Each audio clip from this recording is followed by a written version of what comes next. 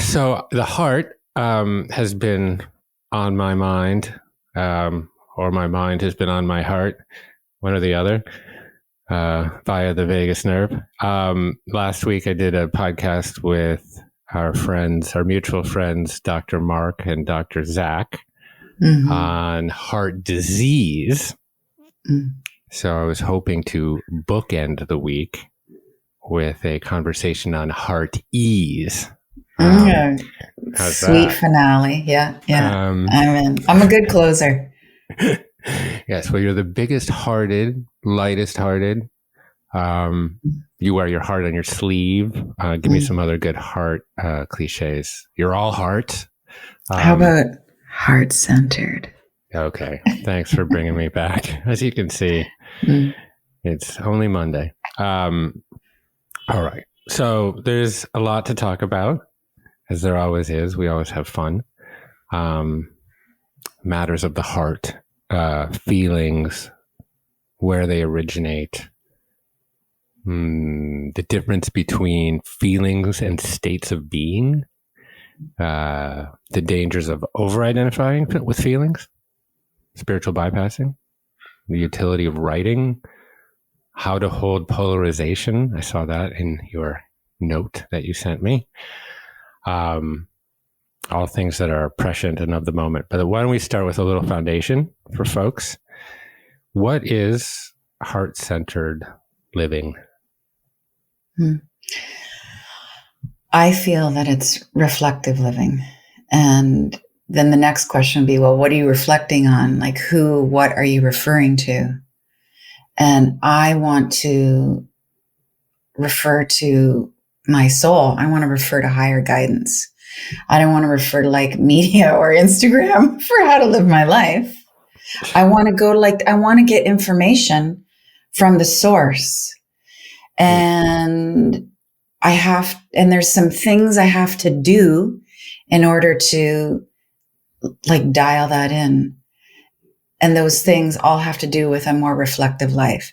And these are tools that have been around for thousands of years, but like there's a good reason to be still. There's a good reason to meditate.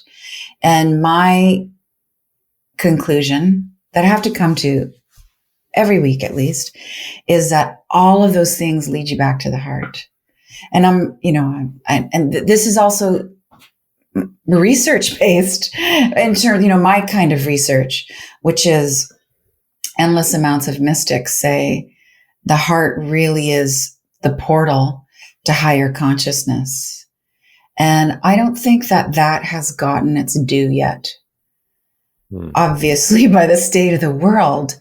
But there's this place where I think, all the meditation nerds and all of the touchy-feely, I identify as hypersensitive, warm, fuzzy people can meet, which is that the heart, if you put your mind on your heart, you're going to get somewhere higher. Or you can put your mind on getting somewhere higher and it will bring you back to the heart. It's just like, it's it. That's it. For me, it's it. It's the only place I want to be.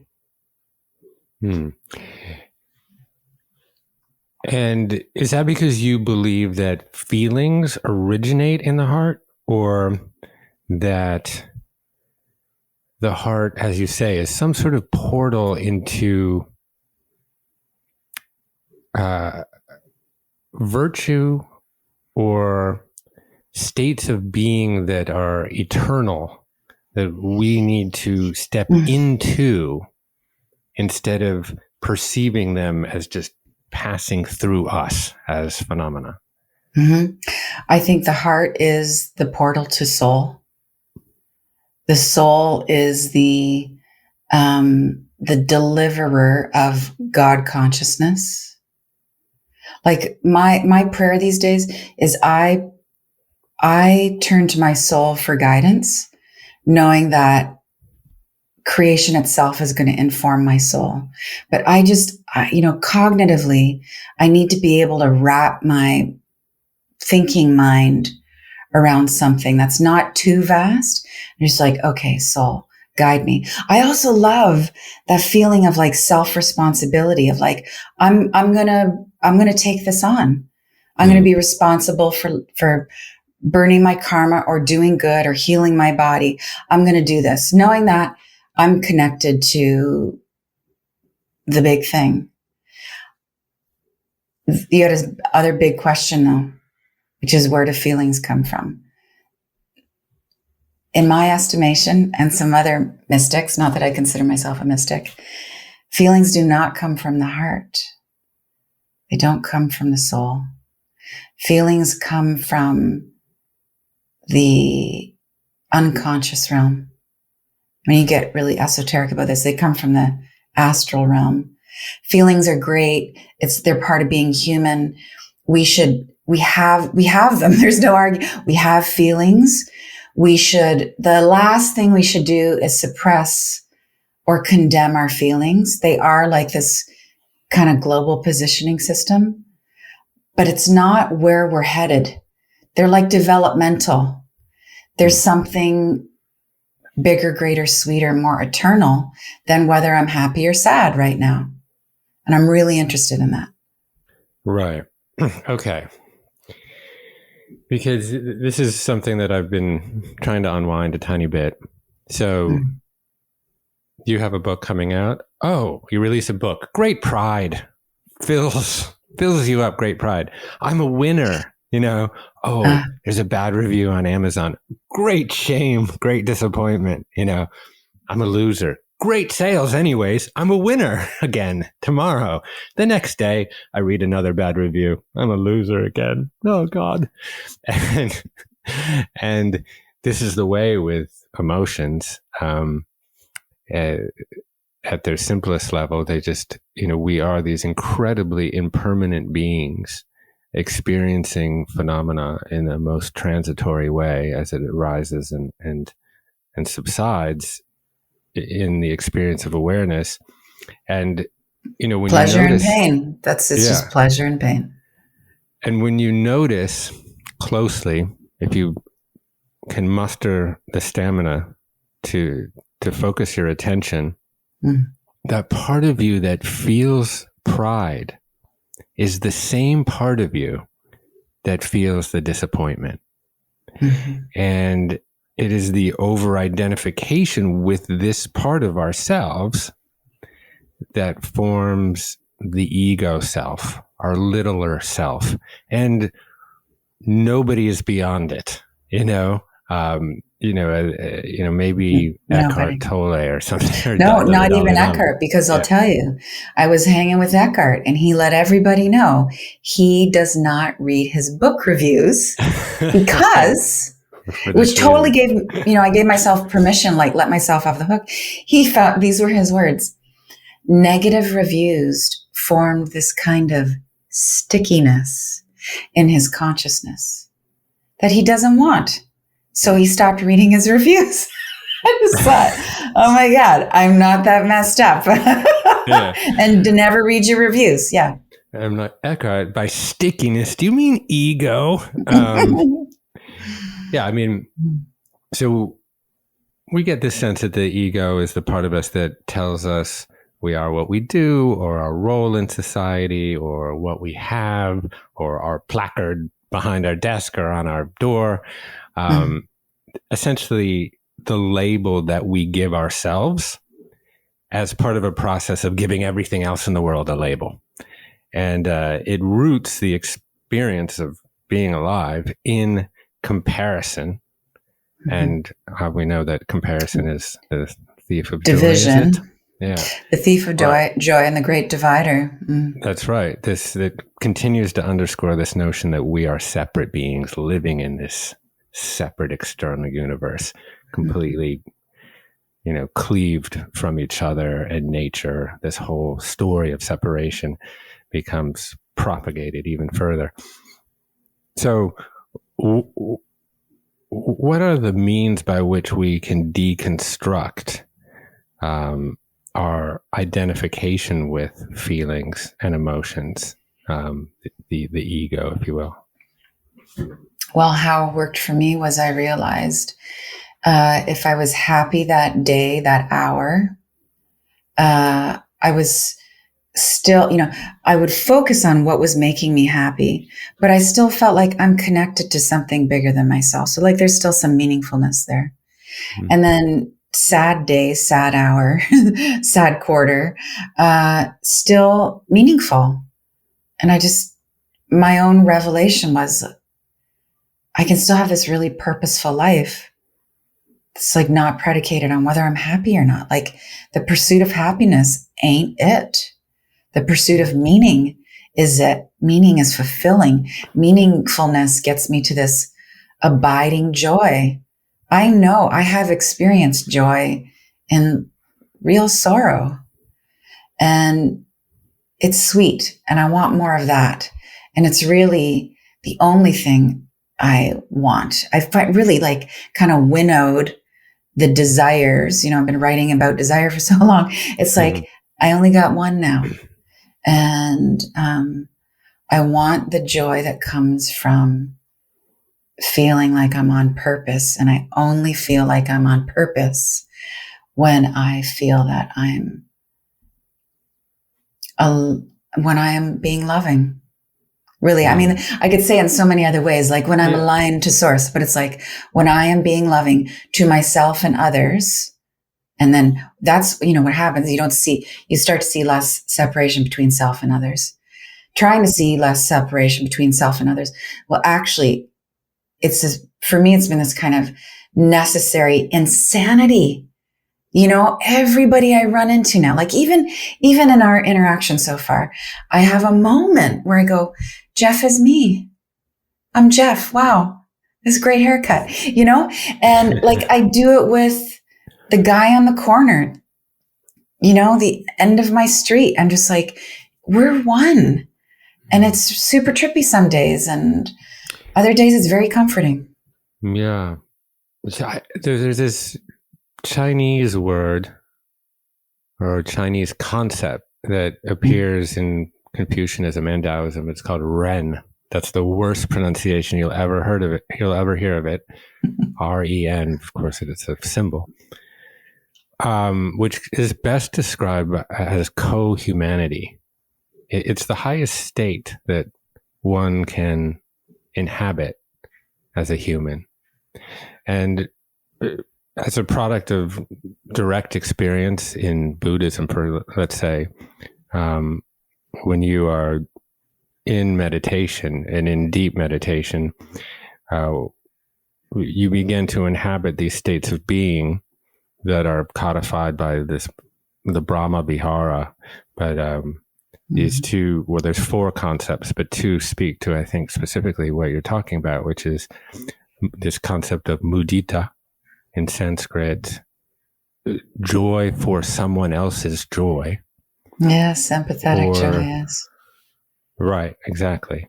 It could be understood as empathetic, the emotional donning of someone else's clothing, but always in an effusive way with a positive valence. And then karuna, which is like the identification of someone else's suffering as your own.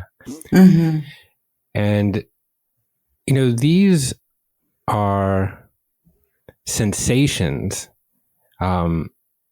that you inhabit that aren't exactly emotions, really. They are more like states of being. Mm-hmm. It's like where you are in them, they are not in you. It's like, I'm going to Colorado, I'm going to Karuna.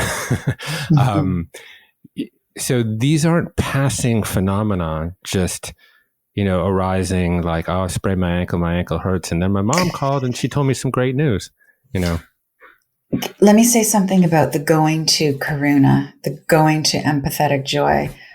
I'm going to split hairs because I know you dig it. I don't think we're going to those states. I think we're opening ourselves up to those states. I think they're always there. And this is part of this conversation around open-heartedness. I think your heart is always open, actually. It's just, we put up these blinders. The mind closes your awareness that you are love, that you are vast. And, the mind is cousins with the ego. The mind creates ego. Where were we going with this? Were we going to virtue? We certainly could. I mean, I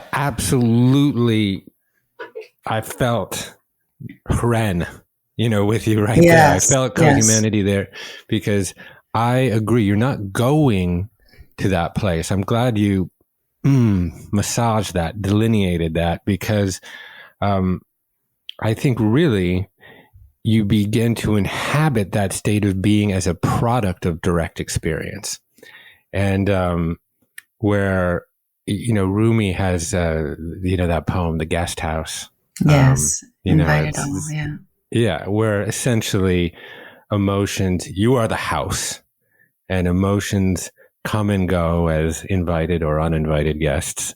And you're there just to sort of greet them all as if they're just arising, appearing and disappearing at your dinner party. And that's it. And you can cultivate upekkha, or, equanimity and non-attachment around the visiting of different emotions, but they're simply passing, they're temporary, they're transitory. Yes, exactly. They're clouds. But I think what you touched on there is that these states of being, like karuna or mudita or co-humanity, they're not clouds. They're always there for you. They're not clouds. I want to go back to shared suffering, because for me, this begs the question of like, okay, if we're all one, what do I do about the guy in the corner? Or what do I do when a friend calls in the middle of divorce? And I hear this a lot. We have our HeartCentered membership, and this question comes up a lot with our people, is about taking on other people's pain. And is it helpful for me to feel my sister's grief? I love her so much. I want to feel her grief. No, it's actually not helpful. It's not helpful. You being sick doesn't help anybody else be well. But let's go back to this idea of shared suffering. Because I love you, because you can even not be as warm about it. You could just say, because I have a cognitive understanding that we all come from the same source, I have oneness awareness, then I am going to feel suffering for your suffering. I'm going to be sad that you're sad, but it's my sadness. And then you get into some really enlightened shit where you discover people, the masters, who will take on, this is very meta, right? Who will take on the suffering of their people, because, this, I really want to spend more time thinking about this, because obviously they have the capacity to take it on. So, Paramahansa Yogananda, or, the greats, they didn't take on the suffering of their community, and it didn't take them down. They still vibed high and functioned and built communities and spread love. So you can't take on somebody else's suffering until you have the capacity to do that. And, you and I have had this conversation, you talking about being, snuggled up with one of your girls and she's sick, and you'd say, oh, I'd take it on if I could. And there is part of you that, like, you could transmute that cold and that bacteria, that virus, whatever, for her, and you would do that. So what my practice now is, when I see the suffering of the dude on the corner who's homeless, I do two things. One, I say to myself, that could be me. You're my brother. My heart breaks. And then I also say, I do this like in another realm, like, brother, I'm going to take that pain home for you. I'm going to do something with it. And I'm not taking it on, but I'm committing to look at, like, on my walk home, why am I so uncomfortable with his suffering? Am I judging his suffering? Oh, he got there, and the drugs and the this and the that. How do I know he's not a Buddha, some bodhisattva? And he's taken that on.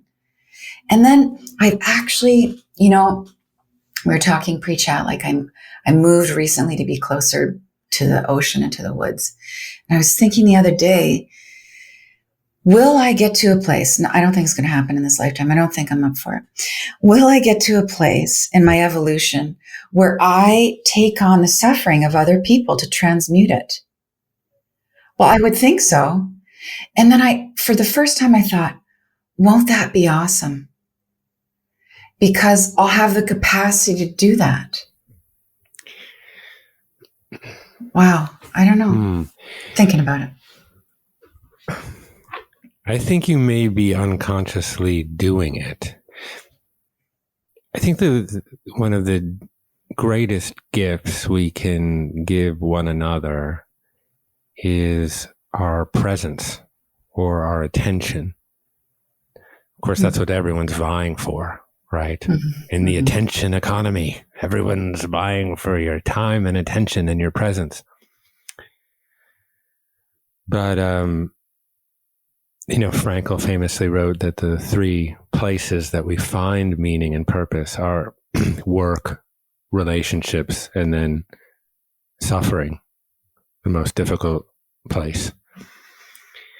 And I was thinking about that earlier today, or maybe yesterday. And the consilience there behind those three things are presence, really.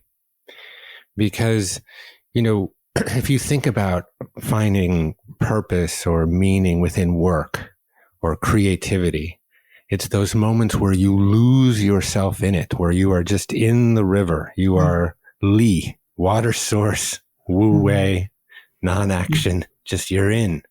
Time disappears. You are completely present. When there are times that you are just in receipt of great meaning and gratification in relationship, it's right here, right now, while I'm just listening to every word that you say and processing it and trying to understand it and hoping that there's some construction that we build of ideas that lead to a better one. And then in suffering, whether that is your own or whether that is the identification of someone else's as your own, that is a sensation, an experience that is right here. It is right now. And so, I've only known you to hold space for so many people, and for you to basically, with your vibrant, robust psychological immune system, to basically embrace those who might not have been able to find their way the way you have. And so in the same way that I huddle up, with my child who has a cold, in her bunk bed and say, hey, give it to me, I can handle it. I think, I think you're already doing it. And the more I think we can help people find that presence, that ability to give attention, focused attention, I think the more we hold each other, the more we discover this sense of greater connection. It's beautiful. Yeah. So there's a bunch of other things that I've been reading, that you've been writing, and other things that I'm interested in probing with you. This has been a time, this last couple of years has been a time for me of great expression, in my form, that's writing. And I know that you also are a prolific writer. So I wonder if you could talk a little bit about the utility of writing and just writing as a creative activity and how and its relationship to feelings. Never been asked that before. Never thought about it. Well, that's not true that I've never thought about it. I can give you like the super basics. I'm not a diarist. I don't have a journal. I only write down ideas and I only write in pencil. I do some ritualistic writing. We do this in our membership where we write some stuff out before the new moon, because you just go into that shadow, get in sync with what's going on. It's a shadowy, dark time. Get into your unconscious, write about what's not working, what's stuck, all the grievances, and you just tear it up, let it go. And I think the mind needs that kind of ritualistic stuff. And I also think it's important to say here, just because I really want to keep this clean, is I'm not calling in other spirit guides. I'm not worshiping the moon. I don't mess with those technologies. That's not my thing this time. It's me and my psyche, and that's what I do. Okay. I still don't really consider myself a writer. Like when I get into, an elevator with somebody saying, what do you do? I go, I'm a writer, because it's just really simple. It's basic. I love getting the right paragraph. I worship at the altar of word economy. I feel like word economy for me is a way to be of service, but I could do this. I could be a filmmaker. I mean, I could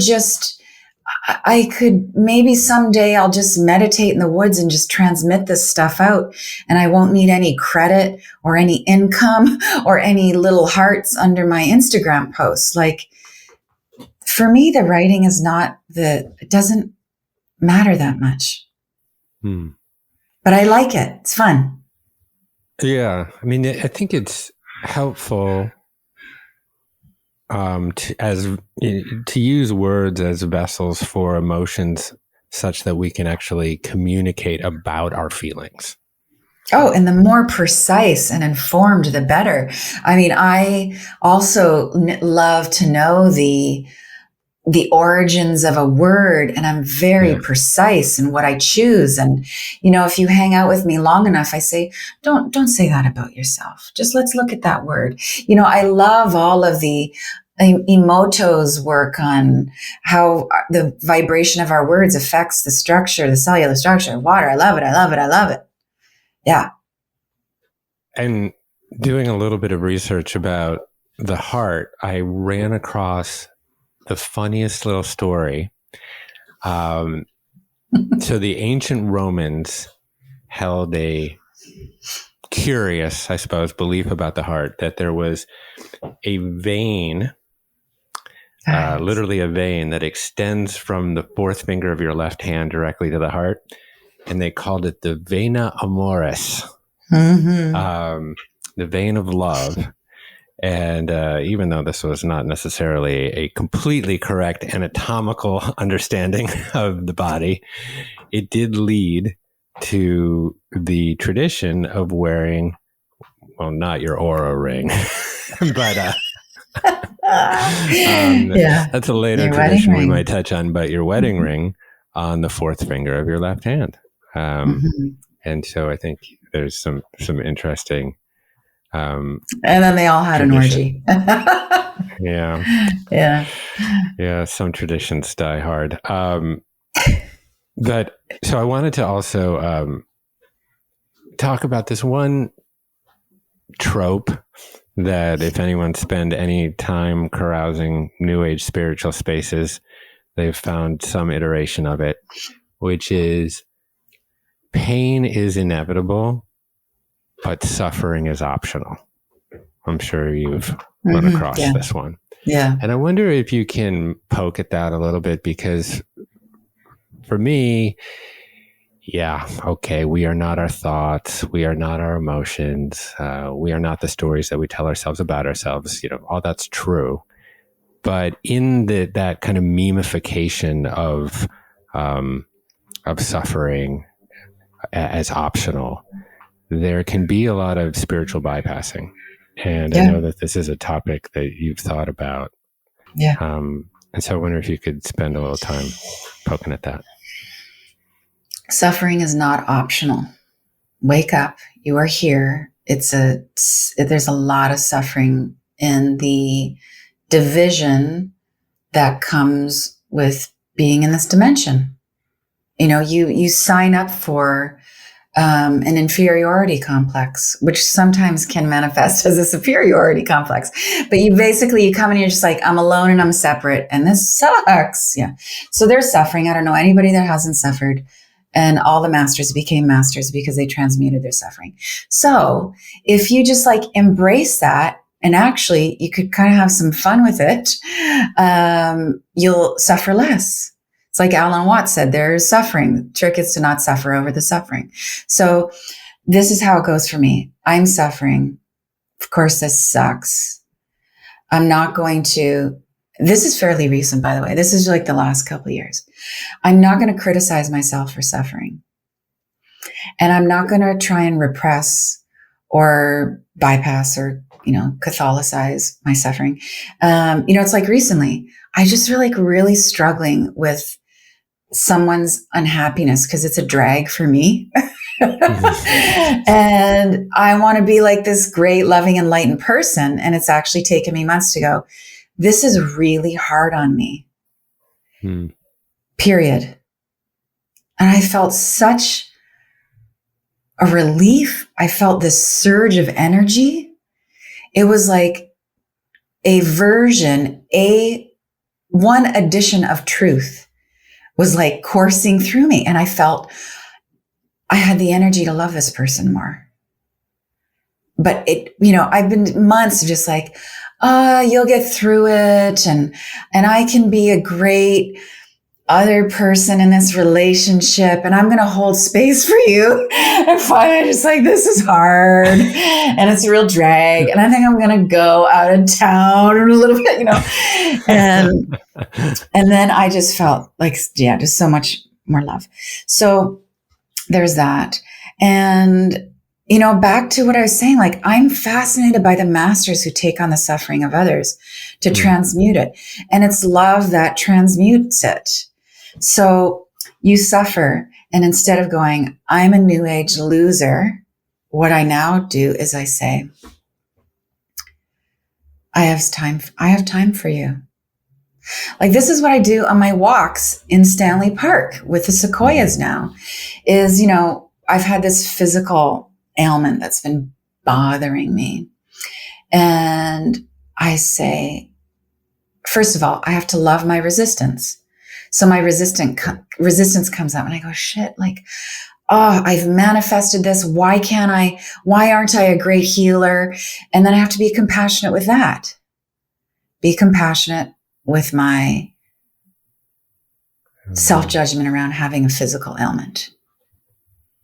I'll say that again because I think I just lost you. Be compassionate around my judgment around having a physical ailment. And then I have to speak to the ailment itself. And sometimes that ailment, so I can like give us a bigger definition, the ailment can come in the form of like inflammation that's causing me physical discomfort, or it can come in the form of conflict with somebody, or it can come in the form of, I got a bad book review, let's say metaphorically, whatever it is. And I say, even though you're a pain in the ass, I have time for you. Come, tell me what you want. All right. Inflammation, that literal lower back pain. I have time for you. You might be visiting me every day for the rest of my life, but I know that I am vast. I am a big soul. I'm not this little tiny separate human, and I can carry you. You're telling me something. I'm going to figure out what you're trying to tell me. And I trust in the divine, that the divine's got me and I got you. And then I feel like I'm a good parent to myself that day. And I got to do it every day. And I have to do it with, I'm not an overly addictive personality, but I do have a few things. I have to do it. Let's say my neuroses, my neuroses. I say, oh God, there's that same. I have a little bit of paranoia that comes up around particular things. And I really don't like it because it causes me anxiety. And that's very distracting. I can't do my work. And I say, okay, paranoia. All right, I got space for you. What do you want to say today? If you come back tomorrow, I'm going to listen. And you know what? I'm going to take paranoia. Why don't you come with me to work? You're exactly where I think I shouldn't bring you. Like I should show up as whole and fearless and dynamic and loving. But you know what? I think every day is take your paranoia to work day. And I'm going to keep doing it because I find if I try and like relegate it and keep it away, it gnaws at me. It's like if let's just say I'm not, because there's all this love and experience. But if I was like all nervous and neurotic about this conversation, it would be better for me to say, instead of pressing pause and doing some ridiculous visualization, keep it on the outside, put it on the porch. I'm going to bring it with me. I'm going to literally put my hands on my heart or my belly and say, okay, paranoia, I'm about to have this interview. Come, you can sit here. You can sit here, and I'm so awesome. I have so much love. I have space for you, and I have space for me to be loving and dynamic in this conversation. Yeah, don't push it aside. Bring it with you. Bring it with you. It calms down that way. Yeah, absolutely. I mean, I have well-documented paranoia and phobias all over the place, but certainly as it pertains to public speaking, I'll have that same emergence of shivers and butterflies and nausea and like big grapefruit in the throat.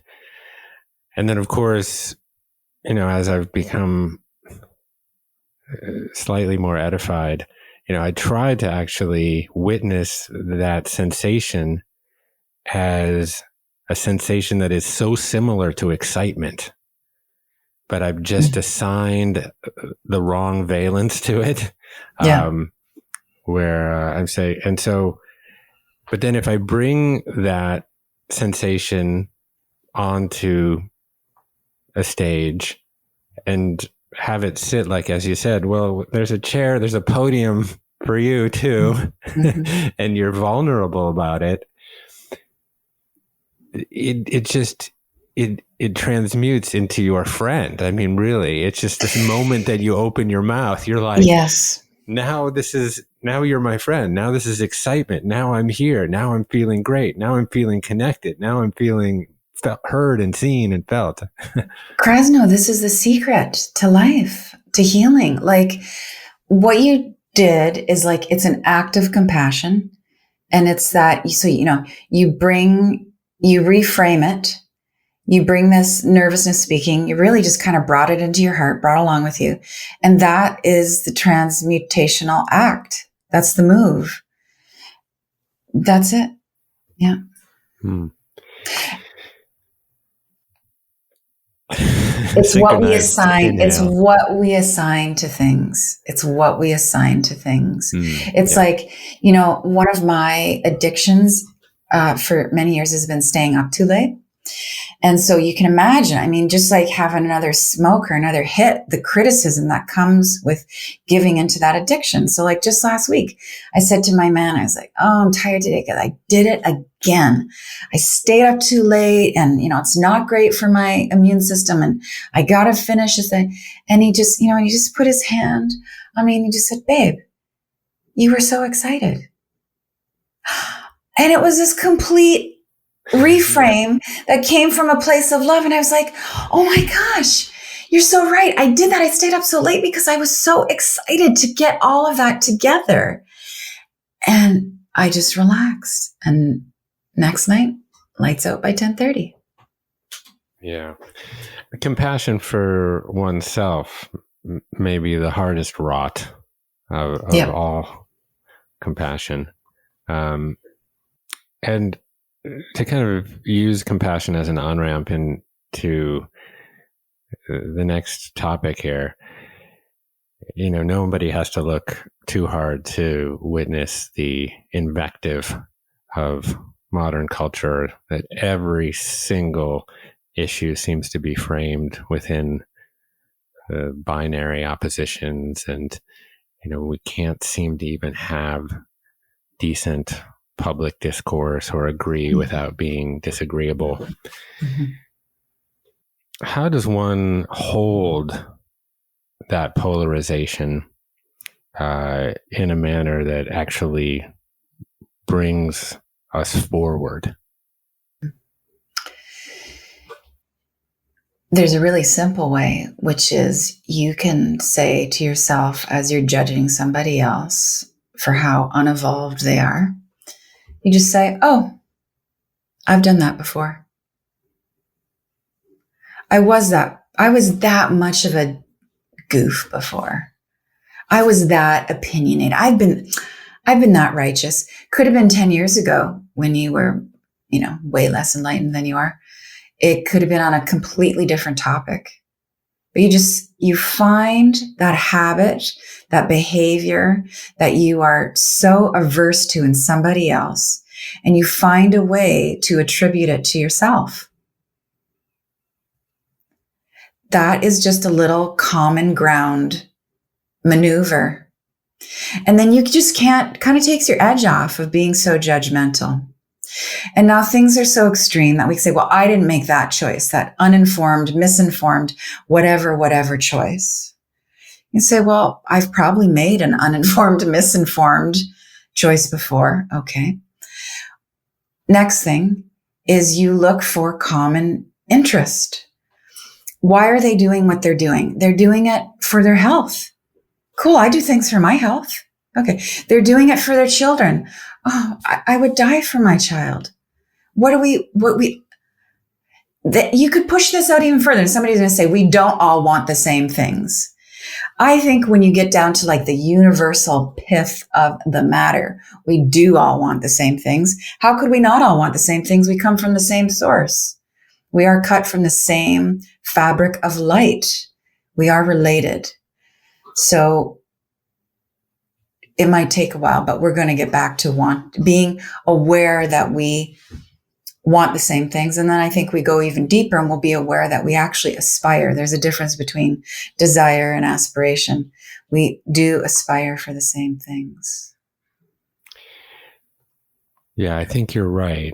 I think we need to move back to a place of trying to excavate and trust each other's intentions, core intentions, instead of judging the color of someone's leaves, Intention is one of the key arguments, though, in cancel culture, right? That your intention doesn't mitigate the harm you've caused. And I actually take issue with that. I think there is some truth to that, right? Like, for it to be true, it has to include all sides. There's no truth in left or right or wrong, right? So, but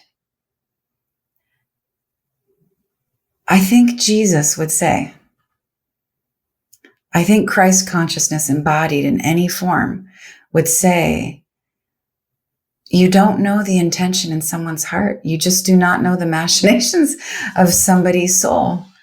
And so to call in to question somebody's intention when they articulate, I thought I was doing the right thing, I really had the best of intentions, is violent.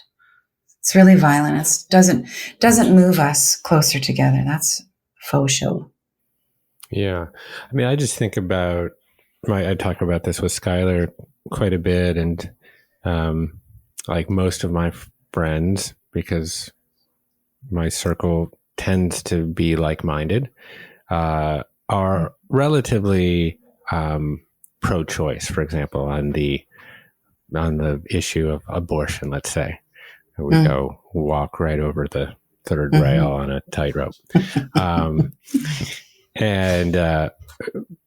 But when I really try to honestly examine the intentions of someone who might not be pro-reproductive freedom or pro-life, for example, and I really try to listen and understand the best parts of their argument or position, I can recognize that it is rooted in a place of deep moral conviction. Absolutely. In the same way that Skylar's moral conviction around the right that she should have to make decisions about, the fate of her own body is also rooted in a deep ethical conviction. And so when I think this is like what I mean is trying to get to the roots of underneath, what could be this kind of divisive argument that exists above the soil. And it's very, very difficult. And I just worry about it, because, right now we're facing so many impending challenges. And if we can't find a way to recognize our mutual moral convictions and really try to root there in an honest attempt to find real solutions, like we all want less abortions, then, I worry about like, okay, climate change, the next pandemic, fill in the blank crisis, because we just cannot seem to find ways to cooperate. Mm-hmm. The A step, I think, is softening.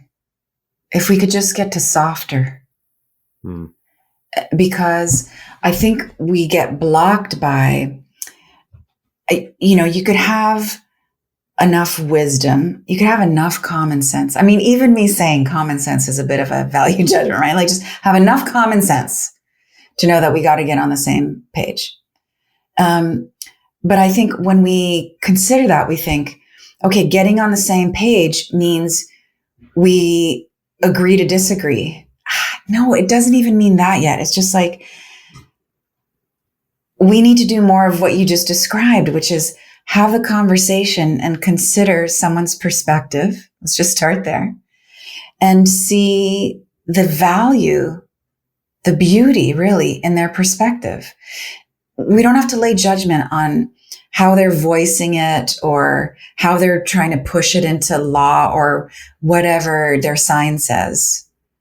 But can we just soften to really truly be interested? And that, I think, is holding polarization. That's the most exciting thing, about the our facilitator curriculum. Yeah. Is all I want. I could die happy. I could die happy today, but I could die even happier if I start to hear more stories of, my God, I just got people to more gentleness. That's it. That's all. Because once you get that flowing, so much more is possible. Yeah. Yeah. I mean, I suppose part of it is getting into real connection and real community.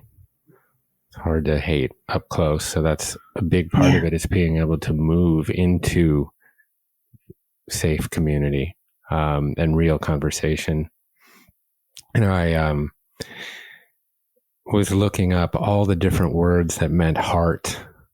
It was very sweet, actually. And then I wrote this article for Human Shift magazine. I think it was a bit of an article based on an interview I did with Rich Roll and his wife, Julie, and about the heart chakra, which is anahata. Mm-hmm. And, I didn't actually really know what the Sanskrit word meant.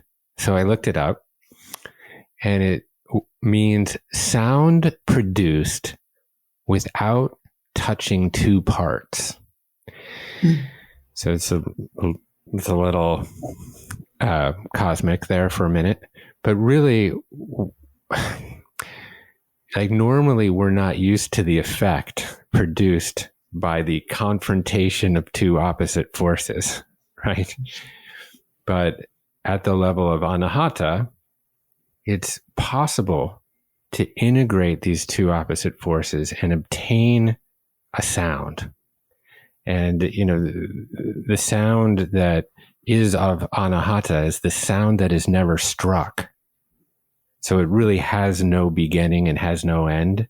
So it sits kind of behind ephemeral world of 10,000 things and sits in this kind of eternal place. And, obviously Buddhists talk a lot about Madhyamaka, or the middle way. And at some point in history, really, that's, I think, more about it, finding a way between asceticism and hedonism. But I think if one wants to apply concepts of the middle way, or of anahata, or of leading with the heart right now, it is really making a lot of effort to be humble, not necessarily have to be right, and really devote oneself to bringing opposites together. I wrote this, I think this post, which I got some flack from my more progressive friends. I think I said the middle is the most radical place to be.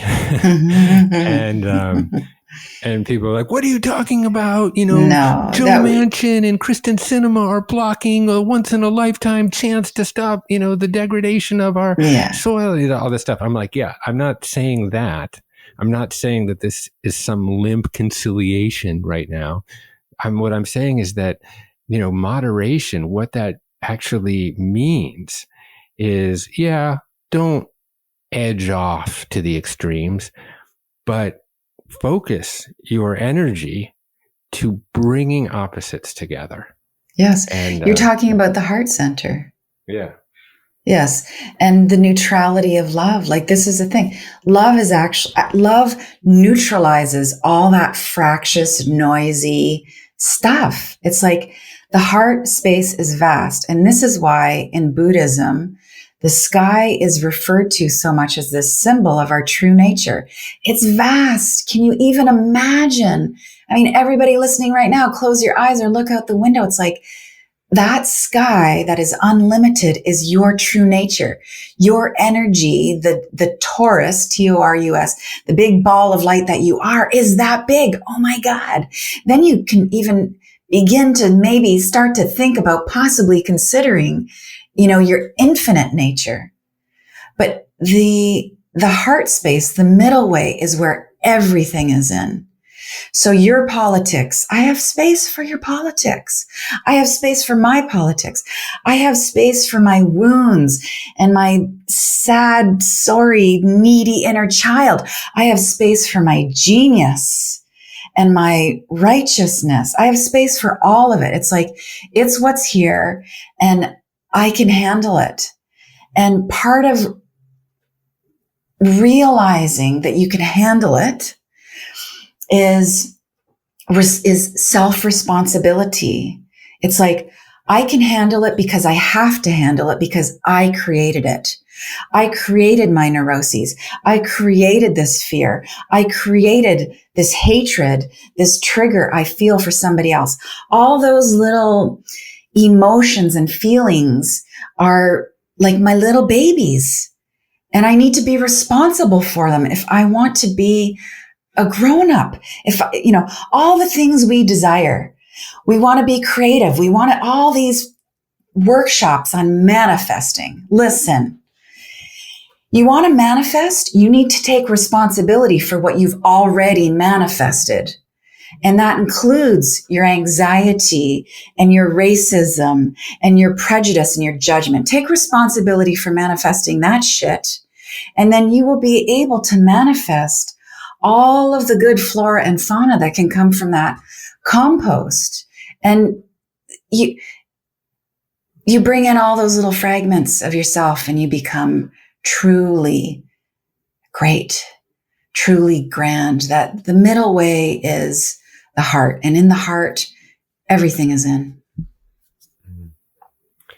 So what is lighting up your heart at the current time? Well, I'm in love. Since we last hung out, I fell in love, and we're just super in love. It's great.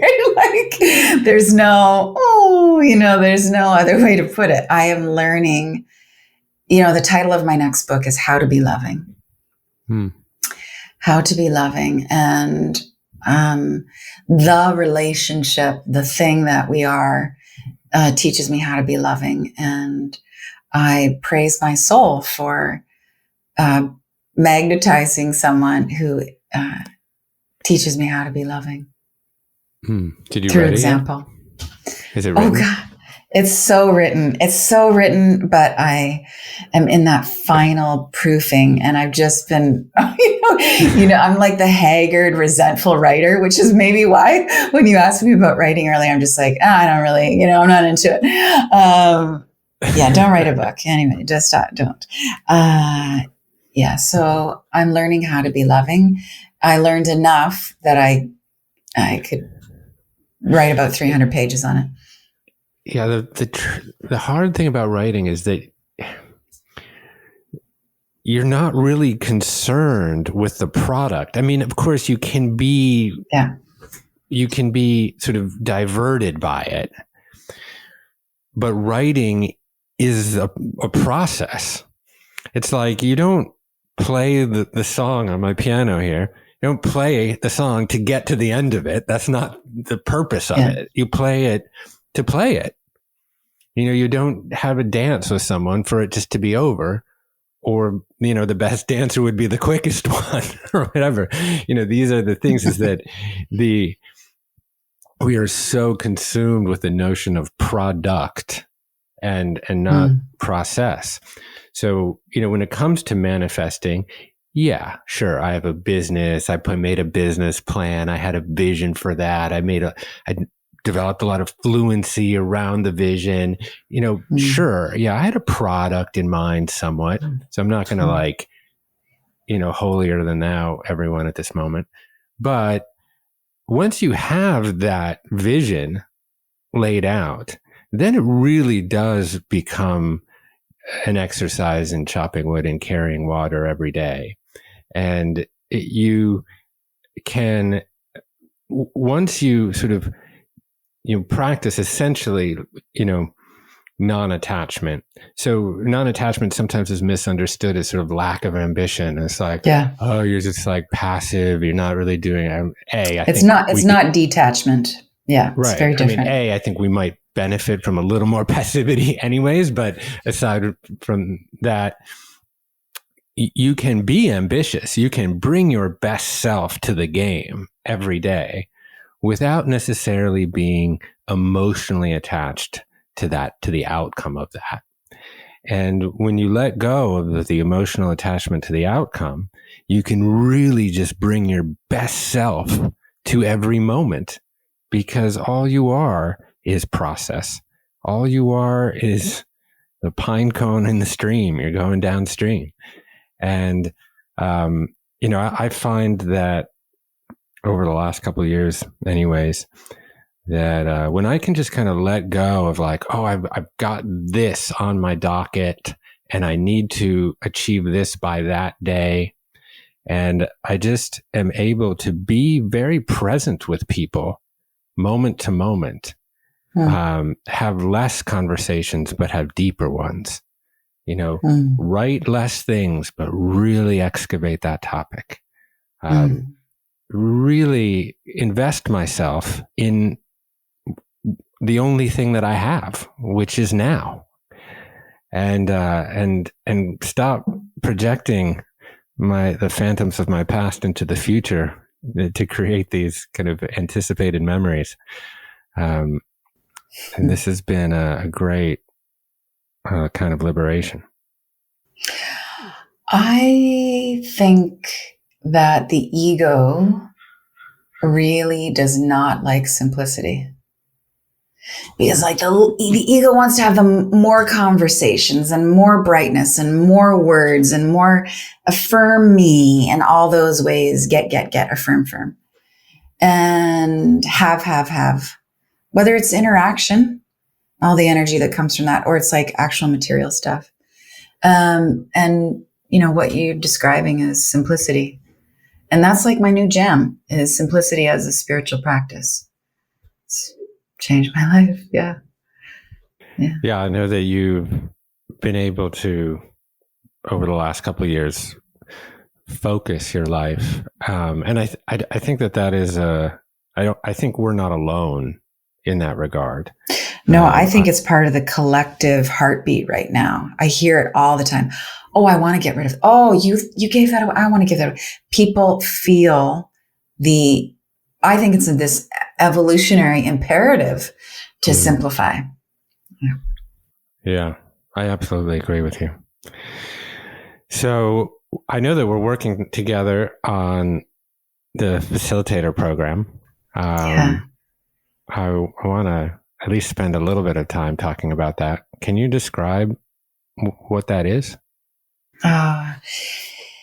It is a curriculum to support people to have heart-centered connection. And so what it looks like on the outside is we have a growing community, 400 now, heart-centered facilitators. A lot of them are life coaches, certified in otherwise. Some of them are taking the work into prisons. Some of them are just moms who wanted to get their hands on this material to use in their families. Got a lot of yoga teachers. We're just bringing in a whole heart-centered program into, I don't know if I'm allowed to say it, but one of the largest consultancies in the world in their cyber tech division, which I find super exciting. I like to go where it's really hard, where people just think I'm super wacky. And it's like, this is how I lead. And I say, so I used to run a think tank for future studies in Washington, D.C. And they take you, the door kind of opens. I say, and now I talk about the intelligence of the heart. And then by the end, we're all crying and talking about love and the inner child and doing shadow work before you're born, as part of, really showing up as a leader in the boardroom. And so I have these exercises, 34 of them to be exact, and some are about holding polarization. And some, they're all overtly or subversively about shadow work. And I really think I've really been interested in bringing this work into businesses, and been having a lot of conversations about, always that obsession with innovation in the corporate culture. And there's an openness now that heart-centered leadership is the next edge, because, being led by greed has got us into this mess that we're in. People are getting it. Now there's all this research and actual science-backed space about, electromagnetic frequency of the heart and how the heart really calls the shots, not the brain. So you come into the facilitator program, you have these tools for resiliency, and run with them in your own way, or you can open the book and you can run a workshop on the same day you get the materials. And there's training on how to be a more engaged listener. We worked with certified integral master level coaches and a couple psychologists and an energy worker to work on that skill set. And then we let people into our behind the scenes on how to run a heart-centered online personal development focused business. So we have this business circle. You come in every month, and my team and I tell you, we talk about this algorithm on Instagram, totally going to mess you up. And this is how we hire people, and this is how we let people go. And this is how we raise money. And this is why we don't use this software, or whatever. It's us at our coziest business best. Yeah. Well, creatives rarely get that training. Yeah. Because we don't go to business school. And so some of us now I'm 51 anyways, who have, had to learn, paint by numbers all the way. Particularly in the worlds of, wellness and personal growth, that we're not really, pre-bushwhacked career paths. When we started Wanderlust, or for example, or when you started teaching, and leading people. So, we had to step in our own buckets of shit for years and years. And, there is, some worth in that. Everyone's got to do that. There is, but to the degree that, you can help people avoid some of the mistakes that God knows I made. That is an immense service. And also just getting people clear about what they really want in their life before there's even a mistake to be made. Well, in terms of the business stuff, I think there's lots of people in this space who know how to hustle. It's like we know how to grow our Instagram following. We're doing that. And there's so many courses on how to monetize and all of that. I'm kind of going back to the original intention, which is the heart in the hustle. And I think, we're getting so pulled out so easy for so many reasons. We, so pulled out by social media, and everybody wants to be a bazillionaire now. Just like, hey, here's how to sell things in a way that aren't sleazy. And this is what we do with our money.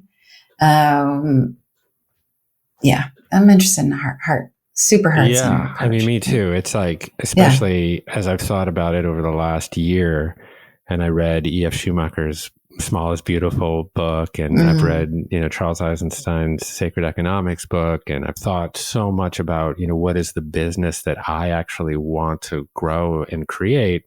Yeah. And I think, if one believes that there's a problem when the butter from New Zealand is cheaper than the butter that you buy at your farmer's market or whatever, if one thing, and that to me is a problem, and represents, some of the ills of globalism and neoliberalism and mechanization and all this kind of stuff. Then I think, one has to think about, like, what is my version of a small local business where the means justify the ends, where everyone is paid well, where everyone is empowered, where everyone is excited and bringing their best game every day. And that, I will tell you from my own personal experience, because I've seen it in different ways, that is a way more fulfilling way and meaningful way to live one's life or to grow one's business.